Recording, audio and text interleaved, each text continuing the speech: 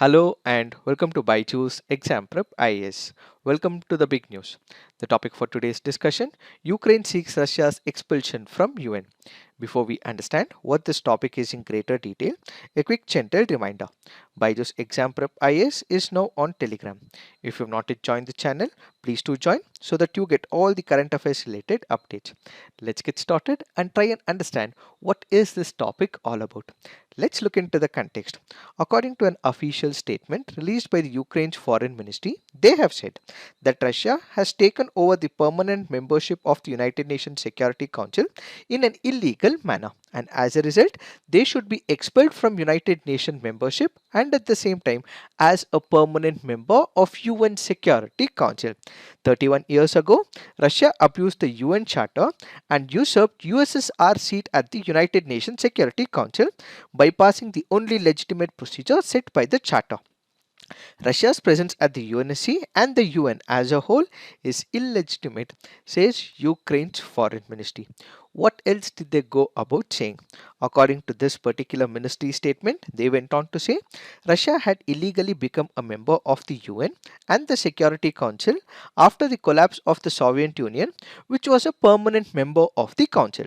Russia has never gone through the legal procedure to be admitted to membership and therefore illegally occupies the seat of USSR in the United Nations Security Council. The foreign ministry wrote that Russia's actions are contrary to the concept of peace-loving state defined in the UN Charter as one of the main criteria for membership. One of the criteria for membership, that is any country planning to become the part of the United Nations, they have to continue with the peaceful existence and not interfere with the internal affairs of another country. But in this particular case, according to Ukraine, they go on to say since Russia has been an aggressor state, it has become one of the colonial powers, it has become the aggressive state and is also concentrating on the internal affairs and is also taking the land area of other countries. It is not continuing with the peace loving state as manifested in the United Nations Charter, and hence it should be removed as a member from the United Nations, says Ukraine Foreign Ministry.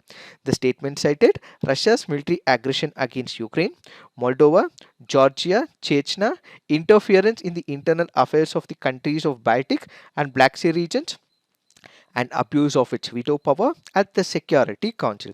3 decades of its illegal presence in the UN have been marked by wars, seizure of other countries' territories, forceful change of internationally recognized borders, and attempts to satisfy its invasive and neo-imperial ambitions.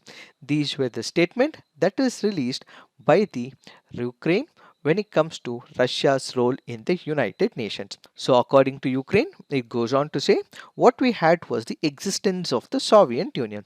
The Soviet Union was balkanized. What we had is new countries emerging from the Soviet Union.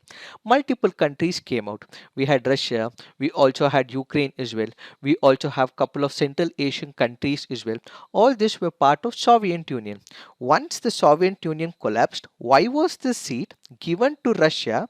And at the same time, because it has been violating the United Nations Charter, it should be expelled, it should be thrown out, and it should not be given part of the United Nations, says Ukraine. Now the question is, why did Russia get the USSR seat following its dissolution?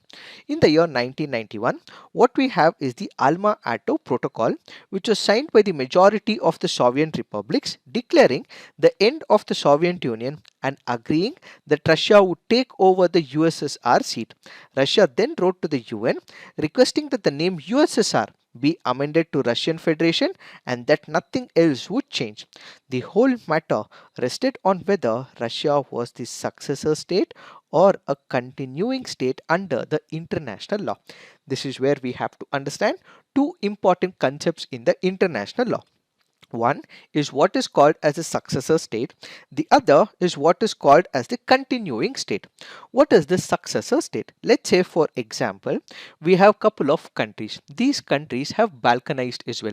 Let's say for example, the Soviet Union. The Soviet Union has been broken down into multiple states as well. So what you have is creation of new countries.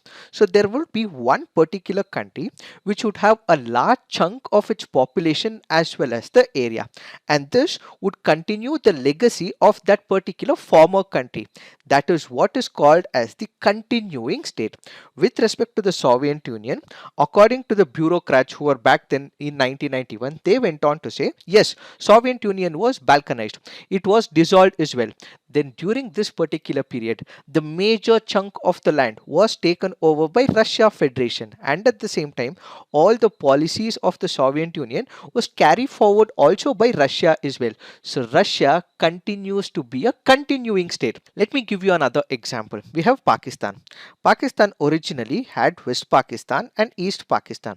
Due to cultural differences, the East Pakistan became what is called as Bangladesh over a period of time. So Pakistan had a huge chunk of land. It also carried forward the policies of Pakistan.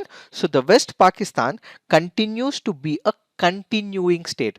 But what does Bangladesh become? Bangladesh becomes a successor state. Similarly, for the Soviet Union policies as well as its huge chunk of land was carried forward by Russia.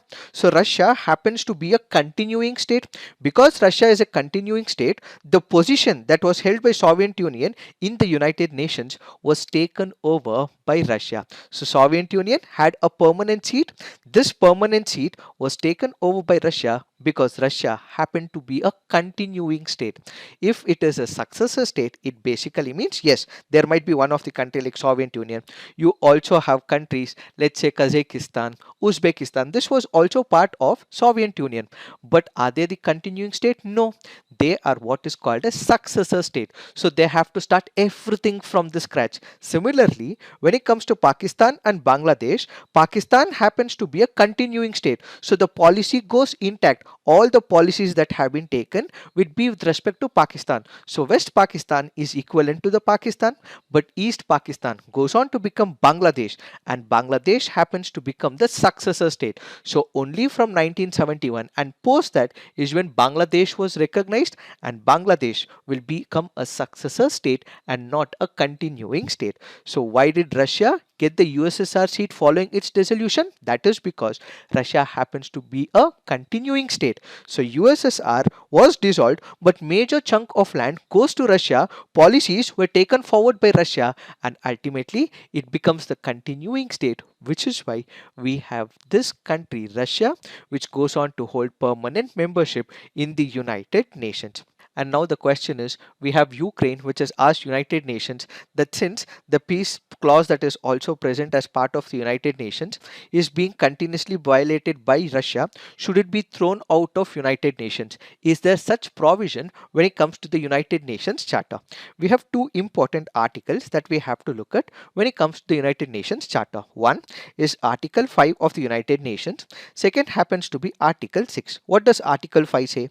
A member of the United Nations against which preventive or enforcement action has been taken by the Security Council may be suspended from the exercise of the rights and privileges of membership of the General Assembly upon the recommendation of the Security Council. The exercise of these rights and privileges may be restored by the Security Council. Yes, a member which is part of the United Nations can be temporarily suspended. How? This temporary provision is what we see in Article 5 of the United Nations Charter. According to it, if certain policy decisions have been enforced by the United Nations on this particular country, and if it is not following it, not implementing it, in that case, this country would be asked to follow it if it is not following the due process as a sake of enforcement to make it fall in line with the international order. Temporary suspension of this member state can be initiated as part of Article 5. So Article 5 is about temporarily removing this particular country so that they fall in line with the international order. So during that particular period, their privileges and rights will be suspended as given under Article 5 of the United Nations Charter. Then we have Article 6. A member of the United Nations which has persistently violated the principles contained in the present charter may be expelled from the organization by the General Assembly upon the recommendation of the Security Council. This happens to be the permanent one. But this is where the problem is when it comes to 5 permanent members.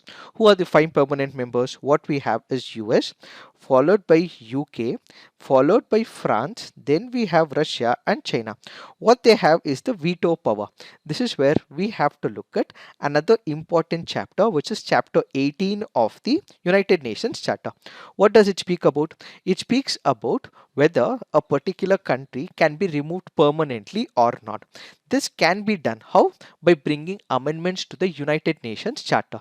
If we have to bring amendments to the United Nations Charter, what does it say? Article 108 says, amendments to the present charter shall come into force for all members of the United Nations when they have been adopted by a vote of two-thirds of the members of the General Assembly, ratified in accordance with their respective constitutional processes by two-thirds of the members of the United Nations, including all permanent members of the Security Council.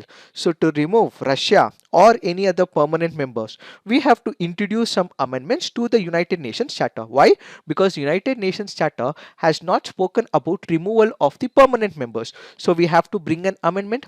If amendment has to be brought, what we require is the two-third members coming and voting. But this will also require permanent members of the United Nations Security Council giving consent as well. But they have the veto power. This basically means Russia, China, UK will have to give consent for themselves to be removed from the United Nations membership, or if amendment has to be done, this chapter has to be changed, and this ultimately means that they will have to give approval for their own sacking, as Russia is a permanent member of the Security Council and also has veto powers. The Council cannot recommend the removal of Russia without its agreement. So a combined reading of what we read earlier along with chapter 18 along with few articles of the United Nations Charter clearly specifies that it is very tough for the removal of Russia, or for that matter any permanent member. So given that the permanent member of the Security Council, Russia, has benefited from the continuing state argument, Ukraine's hopes of removing Russia from the Security Council appears to be holding a bleak position. It is this that we have to understand with respect to this article.